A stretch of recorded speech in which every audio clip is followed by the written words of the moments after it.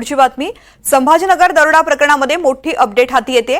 दरोडा प्रकरणी बीडच्या अंबाजोगाईमधून आणखीन दोघांना अटक करण्यात आली आहे। त्या दोघांकडून 8 लाखांची रक्कम जप्त करण्यात आली आहे। आरोपी सुरेश गगणेच्या सासऱ्याला आणि पत्नीला अटक करण्यात आली आहे। आतापर्यंत दरोडा प्रकरणामध्ये 12 आरोपींना अटक करण्यात आली आहे, तर गुन्ह्यात वापरलेला मोबाईलही पोलिसांनी हस्तगत केला आहे।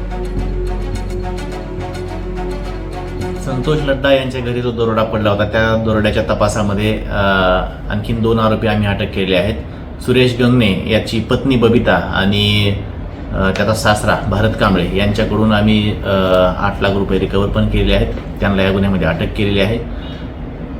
दरोड्याची घटना घडल्यानंतर आरोपी सुरेश गंगणे आणि अमोल खोतकर हे शिर्डी, तिरुपती, श्रीशैल्यम या ठिकाणी देवदर्शनासाठी गेलेले होते, अशी पण माहिती तपासामध्ये समोर आलेली आहे। त्या दृष्टीने आमचा अधिकचा तपास सुरू आहे। सर, हे 8 लाख जे आहेत ते नेमके कशाचे? आरोपीनं जे सोनं मोडलं होतं, तर सोनं मोडल्यानंतर जी आलेली रक्कम आहे तर ती त्यांच्याकडे ठेवली होती, ती कॅश रिकव्हर केली आहे। अधिकचा तपास त्याच्यामध्ये सुरू आहे।